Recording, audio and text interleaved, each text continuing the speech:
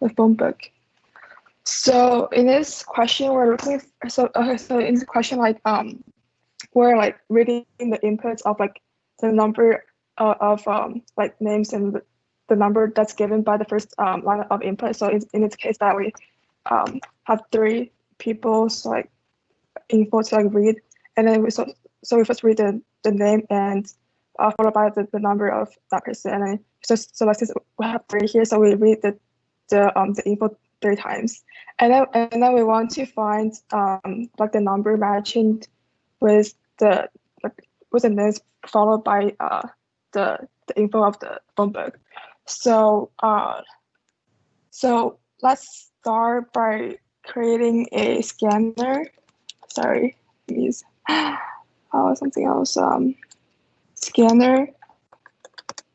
Equal to new scanner.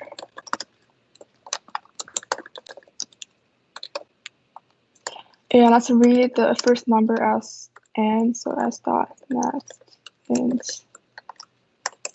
let's skip a line.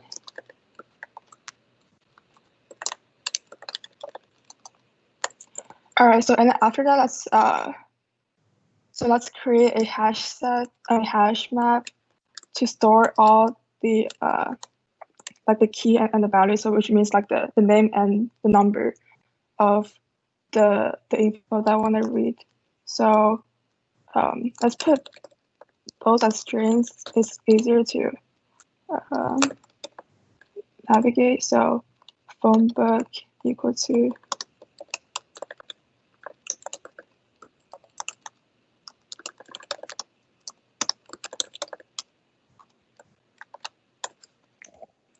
and so now we want to add all the names and numbers into the hash map we're creating.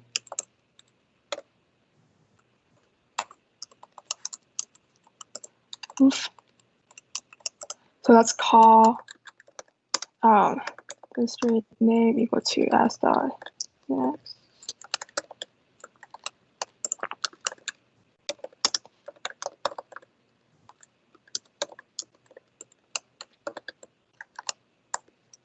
And then let's put these 2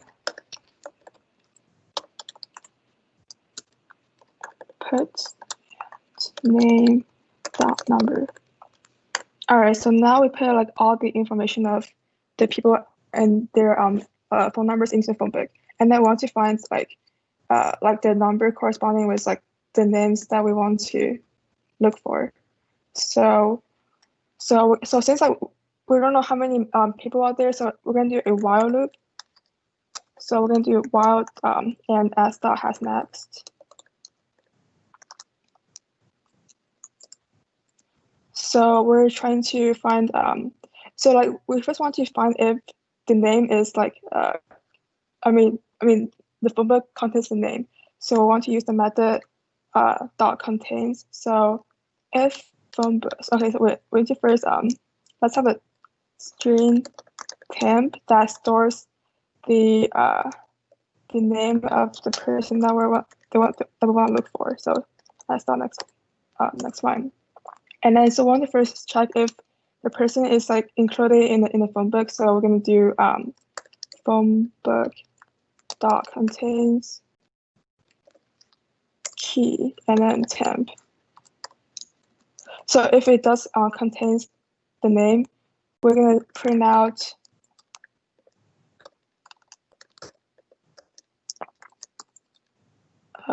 phone book dot get value. Wait, is it get value or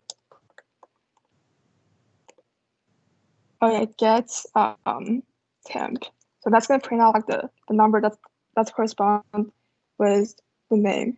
And so if it doesn't contain the name, we're gonna print out not found.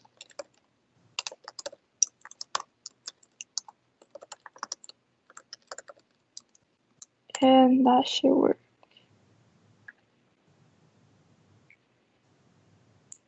Right, let's submit the code.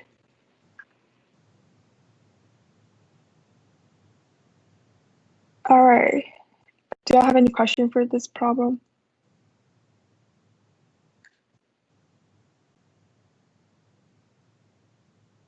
Cool. Let's move on to the next question. So the sets practice. So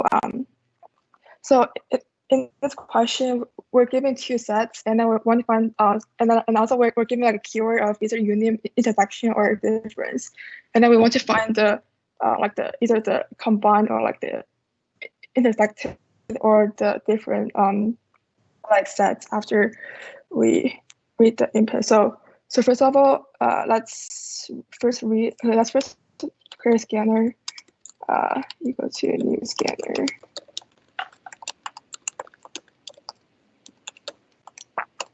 And I want to read the stats into. So we can. I'm gonna do like a array to first put the numbers, and we're gonna put like the numbers from the array into a set. So I'm gonna do line 1 equals to s dot next line. So that's gonna that's gonna read the next line, and then we're gonna do split. So that's gonna, and then I want to split the line by space. So that's gonna have all the number values, but in here we're in string format, so like all the number in string format into this string array called line 1. And same thing for the second line.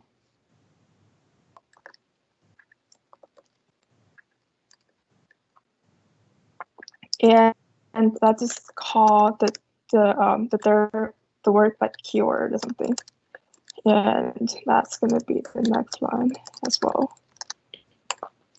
All right, so and now we want to put the number that we read from the line 1 and line 2 into two hash sets. So let's have hash sets string set a equal to new hash sets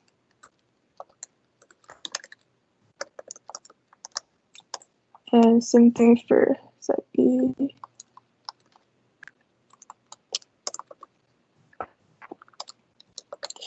And we're going to use for loops to add each of the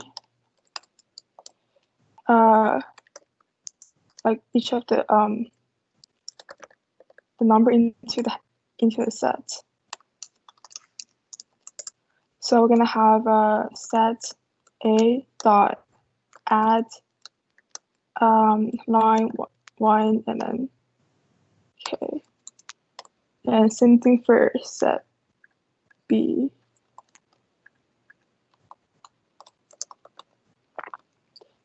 Just change that to not line 2 and then set b add line 2k.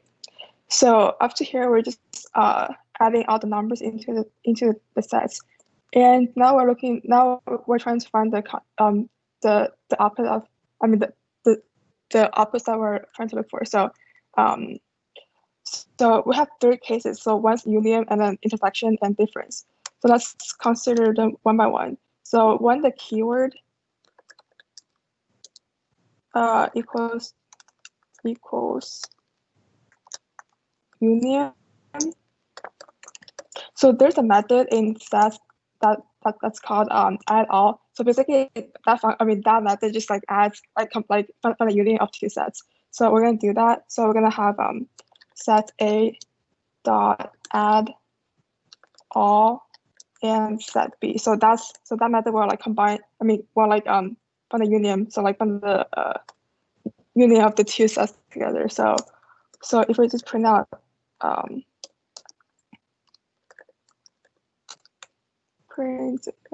so if we just print set a, that's gonna give out the union set of set a and b. And the next case is when the keyword is intersection.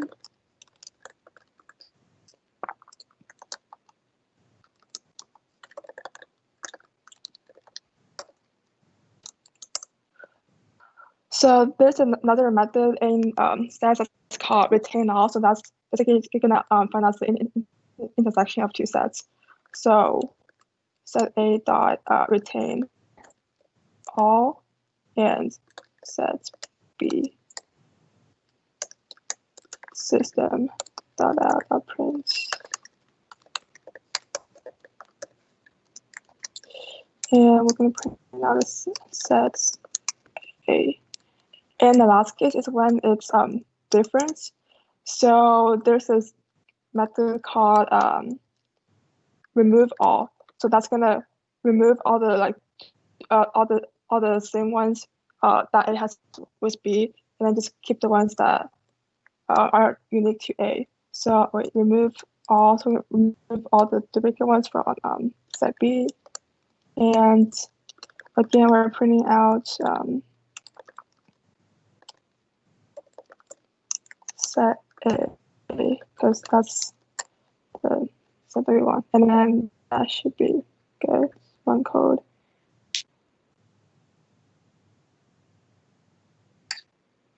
Cool. Submit.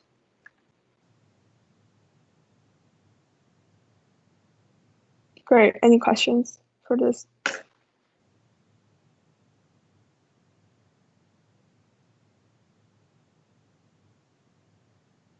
All right. And then the last problem, the word counter. So in this question, we're given like a string of words, like sentences, and then we're trying to count the unique words in this sentence. So so let's first read all the words. So in this problem, we can so first we create a scanner.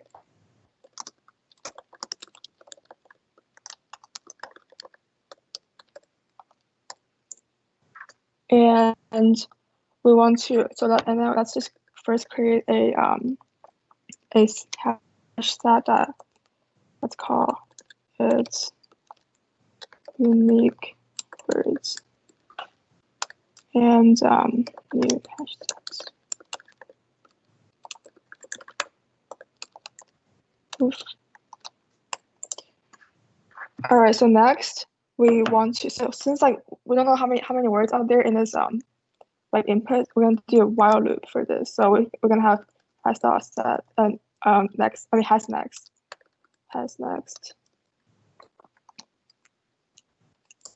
And then so this question, okay, so in the problem it says that like it's either in letters or periods. So we want to like see if the word that we're reading has a period at the end. So let's first read a word from the scanner. So we have let's say string word equal to as the next. And then so since like it's not a case, it's like ignoring the letter case, we just put them in all lowercase. So dot to lowercase. All right, and I want to see if the last character of the word is a period or not. Because like if it's a period, then we remove the period. So let's do word dot substring. So word dot length and -1. So that's gonna so that substring is gonna locate the last character of the string, and we want to see if the string equals to a period. So if it does equal to period, we want to remove the period. So we're gonna have word equal to word dot substring, and from the first character to the word to the character before the period. So that's -1. All right, so now we just checked if the word has period or not, and then after we change the thing, we add the word into our unique word set. So the question is asking for how many unique words are there in this inputs. So basically, it's just like the number of elements in this unique word set. So our final output is just going to be print just be the like the number of elements, so unique word dot size, and that should be good.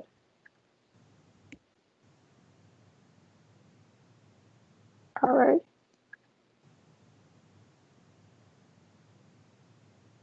Yeah, and that's all the questions. Do you have any do you have any question for any of the 3 questions that I just talked about?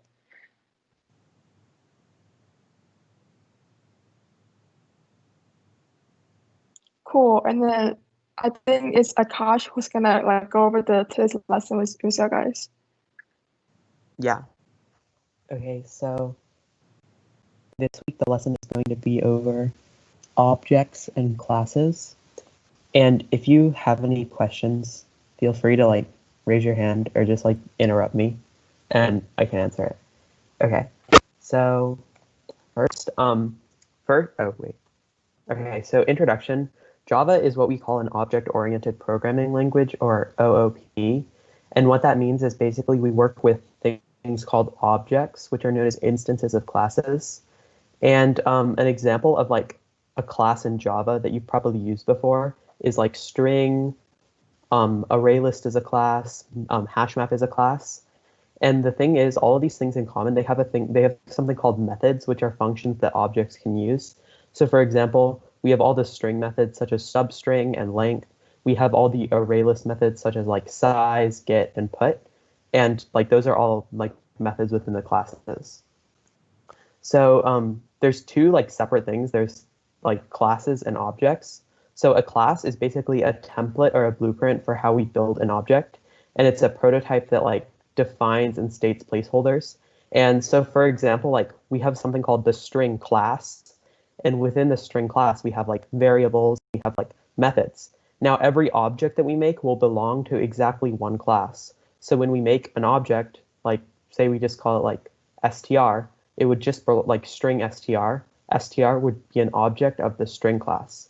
And this is what we call like an instance of a class. So an object is known as an instance of a class. And we can typically have like many different objects that are instances of a single class. So for example, in like a single program, you can have like 12 different objects of the string class. We could have like string 1, string 2, string 3, and on and on. But each of them behave in the same way. So all of those strings all still have the same methods. All those strings still have access to the same methods. And objects are also things that are like instantiated. So some more examples. We can have an object that is called cat, and it can belong to a class called animal. And then in class animal, there could be methods walk and sit. So using the cat objects, we can call the methods of its like class type, which are walk and sit, using cat.walk and cat.sit. Similarly, we can have an object called car, and it could belong to and it could be an object of type vehicle, belonging to class vehicle. And class vehicle could have the methods forward, reverse, and brake. And therefore, like the object named car, we could call like car.forward, car.reverse, or car.brake. Okay, so here's how you define a class. So a class, basically, it starts off with just like you write class and then a name, as you can see here, class and the name. And then you can give a like series of variables. These are called state variables or instance variables or fields. And basically when you write them, you just put like the data type and then the like variable name. And that, as you can see all of here. And all of these variables, like you don't actually like initialize them. So you don't set them to anything. We'll talk about like how they get set later. But when you just like write them in the class, you don't set them to anything. And by default, they're just initialized to what like their default values are. So for primitive data types like int, char, and boolean, they're just set to automatically default values. So int with a lowercase I would be set to 0. Char would be set to like space, I think. Char would be, and then double would be set to 0.0, and boolean would be set to false. But objects like string or boolean with an uppercase B are set to null. And I just want to like draw the distinction here. When there's like an uppercase in like boolean or an uppercase in like double, then it's referring to the object, like a class, and therefore would be set to null. But if it's like lowercase b, it will not be set to null. It will be set to its default value of false. Okay, so here's how you create an object. Here's how you create an object outside of a class. So when doing it, it's going to have 4 different parts. So the first part is the name of the class. So if we're instantiating an object of class person, then we'd start by writing person. And then next is the name of the object, which just works like any other variable name. So like we want to name our object Victor. And then we have an equal sign, which is like the assignment operator. And then we have this keyword, which is new, which is the construction keyword, which indicates that an object is being instantiated. And then we have a call to something called a constructor method, which is always just the class name plus 2 parentheses. And these are like all the parts of creating an object, and you have to do this anytime you create a new object. Okay, and now like let's talk about how you access data. So if we go back 2 slides, we notice how of our class person, we have all these different variables. And once we create an object, we can access them using the variable name dot the object name dot the variable name that belongs to that class. So as we noticed, like in the class before, we had an instance called name and an instance called height. So when we instantiate an object named Victor of class person, we can call the instances of the object Victor, and we can assign them specific values. And in the same way, if we write it, it will if we write Victor.height and put it in like a print line, it would return 175. So for example, if right after this was written system.out.println Victor.height, that would just print 175 since we've just set it to 175. Here's an example program that elaborates on this. So as you can see, first we are instantiate. Oh, yeah. Jeff? Why did you put like the Victor.height instead of just like height for the okay. So the reason we have to do Victor.height and not just height is because if we just put height, it won't know what it's referring to. So going back here, so this class person exists like it could exist in an entirely different location. Like we could have it in its own file, just called class person. So if we just put height, then it wouldn't know like where to look since it's not like locally declared. But we've created an object called Victor, so we want to access a height that's specific to Victor. So for example, if I added to this program right here, and I declared a second person known as person Victor2 equals new person, then Victor2.height would be an entirely different value than Victor.height because like each object stores that they're like their specific instances that are like different from what other objects of the class.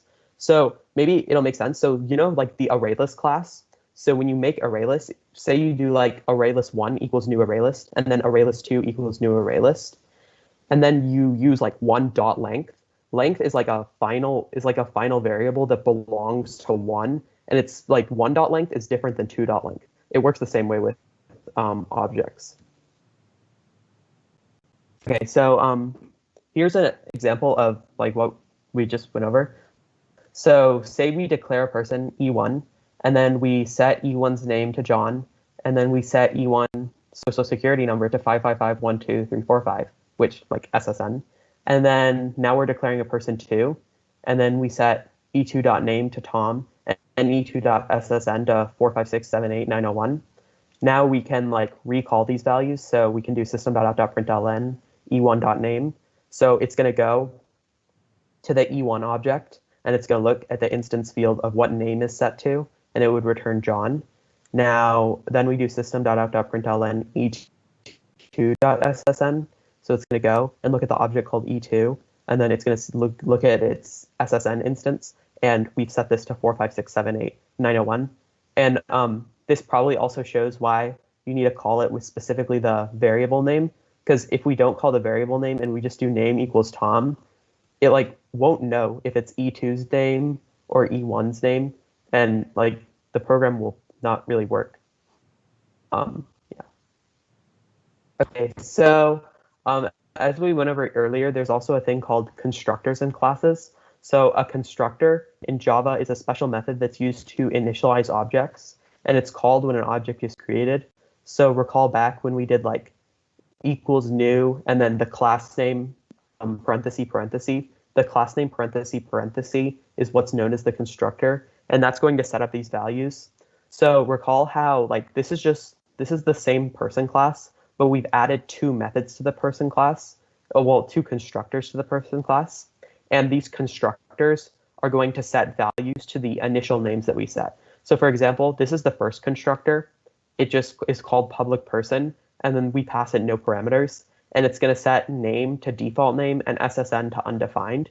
And so when you create an object using person and you don't give it any like parameters when creating it, then it will just set name to default name and SSN to undefined.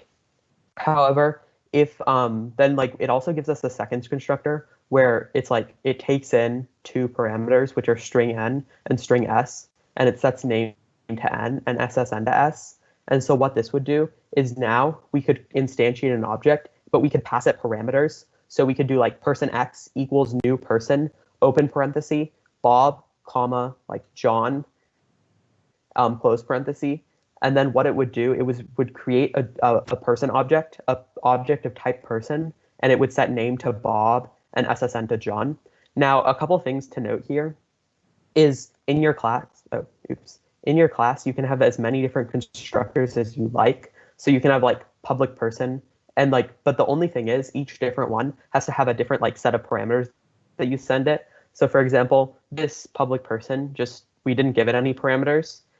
So it'll just default to this one if like you call the constructor with no parameters. And then this one, we give it two parameters, string n and string s. And so if we give a object two parameters, then it will default to this one.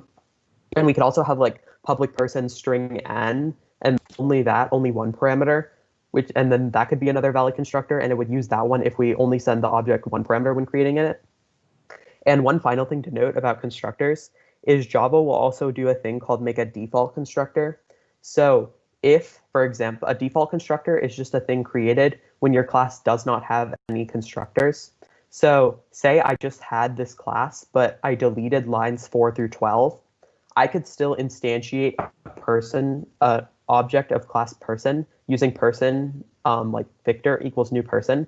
And Java just creates its own default constructor in the background, and it would just initialize all these variables to null or their default value.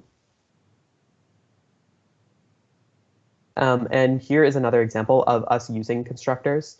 So if we do person E1 equals new person, and then we see we give it two parameters, it's going to go to the method here, the constructor here, public person string n comma string s, so name equals n, SSN equals s. So now it would set name to Victor and SSN to 4567891. And then after that, we can print out the value. So we can print out the instance of name, and we can print out the instance of SSN, and it would return these two values accordingly. And like similarly, if we just did person1 equals new person, open parenthesis, close parenthesis, and didn't put anything here, and then called e1.name and e1.ssn, then it would just return default name and undefined. And that's all. Any questions?